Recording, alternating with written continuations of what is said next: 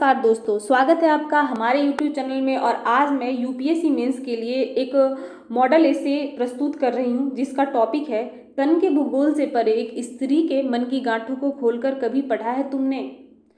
तन के भूगोल से परे मन की गांठों को खोलकर कभी पढ़ा है तुमने उसके भीतर का खौलता इतिहास। कभी पढ़ा है तुमने उसकी चुप्पी की दहलीज पर बैठ शब्दों की प्रतीक्षा में उसके चेहरे को। अगर नहीं तो क्या जानते हो तुम रसोई और बिस्तर के गणित से परे एक स्त्री के बारे में। कोई भी विचार निर्वात में पैदा नहीं होता है, उसके जन्म के पीछे, उस विचार के पीछे का इतिहास, उस समय के समाज, भूगोल, संस्कृति आदि में कुछ ऐसी परिस्थितियां होती है जिनके घात प्रतिघात से विचारों का बीजारोपण होता है। ऐसा ही एक विचार है कि नारी के मन में क्या है, नारी क्या चाहती है, क्यों समाज में नारी के मन से संबंधित मुहावरे एवं लोकोक्तियों का प्रचलन है, जैसे कि नारी रहस्य की सिंधु है, विधि न कहूँ नारी गति जानी। क्यों नारी के मन की परतों को समझना मुश्किल है, क्यों आज का पुरुष इस आधुनिक समाज में नारी को अपने समक्ष खड़ा नहीं कर पा रहा है।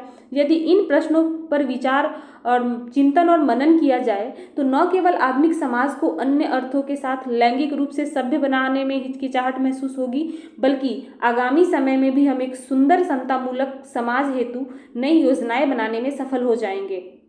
और ये ऊपर का जो टॉपिक है, ये प्रस्तावना की पंक्तियों के द्वारा हम यह समझने की कोशिश करेंगे कि क्यों नारी का या स्त्री शब्द को उच्चारित करते हुए हमें एक मनुष्य का नहीं बल्कि एक शारीरिक रूप से भिन्न मूर्त का एहसास होता है। दरअसल समाजशास्त्र में प्रयुक्त दो शब्द जेंडर व सेक्स के अर्थ में इसे देखा जा सकता है। जहाँ सेक्स एक जैविक अवधारणा है, वहीं जेंडर एक समाजशास्त्रीय अवधारणा है। जब एक भिन्न शरीर आकृति होने के आधार पर अमुक वर्ग के लिए भिन्न मानक निर्धारित करते हैं तो इसे लैंगिक पूर्वाग्रह कहा जाता है। जैसे कि नारी का कार्य है घर की प्रतिष्ठा बढ़ाना, बच्चों का लालन पालन करना, अपने पति की सेवा करना इत्यादि।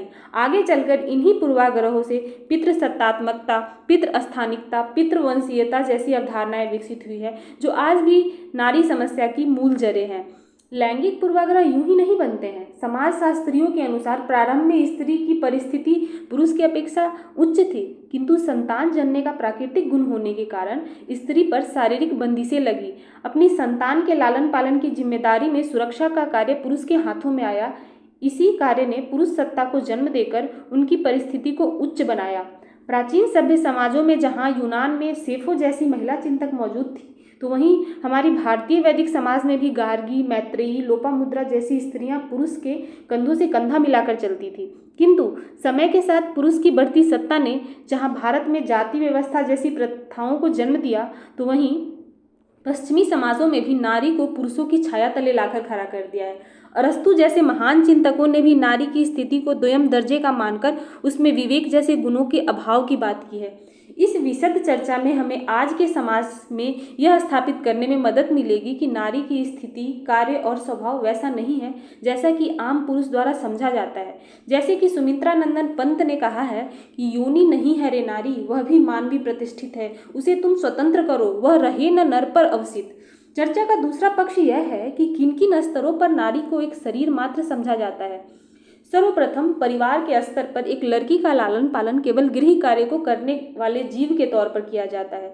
समाजीकरण की प्रक्रिया में उसे एहसास कराया जाता है कि वह केवल पुरुष अधीन है। वस्तुतः विवाह प्रथा में जो पितृस्थानिकता का तत्व है वह भी स्त्री को पुरुष का पिछलग्गू साबित करता है। यहाँ तक कि अपने ससुराल में भी उसे सबकी इच्छाओं के अनुरूप स्वयं को ढालना पड़ता है। तुलसीदास जी ने भी रामचरित मानस में सीता को आदर्श पत्नी दिखाया है, क्योंकि वह अपनी सास की समुचित रूप से देखभाल करती है। कौशल्यादि सासु घर माही, सेवही सबहिन याद मन नाही। इतनी सेवा व प्रतिव्रत धर्म निभाने के उपरांत भी रावण से छुड़ाए जाने पर सीता को अग्नि परीक्षा से गुजरकर अपने चरित्र की परीक्षा देनी पड़ती है। इसी प्रकार समाज के स्तर पर जाति व्यवस्था में विद्यमान शुद्धता एवं प्रदूषण की संकल्पना घर की बेटियों बहुओं और घर की बेटी बहू को घर की चौखट तक सीमित करता है। उनका घर से बाहर निकलना, स्वतंत्र घूमना, प्रेम करना जाति बिरादरी में अपमान समझा जाता है। आधुनिक समय में ऑनर किलिंग की समस्या इसी व्यवस्था का प्रतिफल प्रतीत होता है। इतनी बंदिशों के बाद यदि कोई स्त्री कार्य करने पहुंच भी जाती है तो बाहर के लोग कार्यस्थल के सहकर्मी उसे ललचाई नजरों से देखते हैं, क्योंकि उनके नजरों में वह एक कर्मी नहीं बल्कि एक संभोग पूर्ति का साधन मात्र है। एक शायर ने कहा भी है कि औरतें काम पर निकली बदन घर पर रख कर के, जिसमें जो खाली मिला तो मर्द आ बैठे। अब यदि इन कुटिल नजरों से बच भी जाती है तो कहीं ना कहीं वह कार्यस्थलों पर यौन शोषण का शिकार हो जाती है, चाहे वह ऑफिस हो, परिवहन का साधन हो या मजदूरी की जगह। कुछ समय पहले आई फिल्म पिंक में भी इसी बात को दर्शाया है कि किस तरह एक स्त्री के पुरुष के साथ बैठकर बात करने को भी संभोग करने का इशारा समझ लिया जाता है। इस प्रकार हर स्तर पर नारी का वस्तुकरण किया जाता है। परिवार में उसे केवल माँ, बहन, बेटी, पत्नी की पहचान मिलती है, मानव की क्यों नहीं। पंचायतों में आरक्षण मिला तो सरपंच की कुर्सी पर सरपंच पति आ बैठे। संसद में गई तो हालिया समय में एक नेता द्वारा राष्ट्रपति के संबंध में ऐसी बात कही गई कि एक ओर यह सामंती मूल्य का प्रदर्शन होता है तो दूसरी ओर यह नारी की स्थिति को भी पुरुष के नज़रों में बयां करता है। जब नारी हंसती है तो इसे हम बिस्तरी का इशारा समझा जाता है। सोशल मीडिया के स्तर पर जब कोई लड़की किसी लड़के की तस्वीर में रुचि दिखा करके लाइक करती है तो उसे संभोग का खुला निमंत्रण समझा जाता है। आज के सिनेमा में नारी के संबंध में उनके अंग प्रदर्शन के साथ जो फुहर गाने सुने जाते हैं वे हमारी समाज की मानसिकता को ही उजागर करते हैं। यह वही मानसिकता का अगला बिंदु है जो हिंदी के कवि बिहारी मिर्जा गालिब की रचना में दिखाई देता है। आज इंटरनेट पर विज्ञापन आते हैं तो उसमें महिला का अंग प्रदर्शन दिखाया जाता है, मुख्यतः कॉस्मेटिक और परफ्यूम के विज्ञापन में, ताकि लोग ज़्यादा से ज़्यादा आकर्षित हो। ऐसा इसलिए किया जाता है क्योंकि विज्ञापनकर्ता भी समाज के लोगों के मन को बखूबी समझते हैं। फिल्मों में शीला की जवानी, मुन्नी बदनाम जैसे गाने आते ही उनका हिट होना संभावित हो जाता है। इतने सारे उदाहरण यह साबित करते हैं कि आज के सभ्य समाज की सच्चाई क्या है। हमने स्वतंत्रता आंदोलन से नारियों के पक्ष में अनेक कार्य किए, योजनाएं लाए, नीतियां बनाई, कार्यक्रम चलाए, पर क्या ये सशक्तिकरण लाना चाह रहे थे जो सिर्फ महिलाओं को सशक्त करता है, पुरुष मानसिकता को नहीं? क्या कोई पुरुष समझेगा कि महिलाएं क्या चाहती है? उसके चेहरे में बसी है एक पीड़ा, जब वो हंसती है तो वह और उभर आती है। कितना कम जानता हूँ उसे नहीं, उस चेहरे को नहीं, उस पीड़ा को। महिलाएं क्या चाहती है, उनकी मन की गांठों में क्या है, उनका मनोविज्ञान क्या है, इन सभी सवालों के जवाब को ढूंढने का प्रयास करेंगे तो अनेक विचार सामने आएंगे। पुरुषों का जवाब उनके अनुरूप होगा, एक निरक्षर महिला का जवाब अलग होगा तो एक पढ़ी लिखी साक्षर महिला का जवाब उनसे हटकर होगा। पश्चिम में मध्यकाल से आधुनिक काल के संक्रमण में अनेक विचारकों ने नारी के पक्ष में अनेक बातें कही।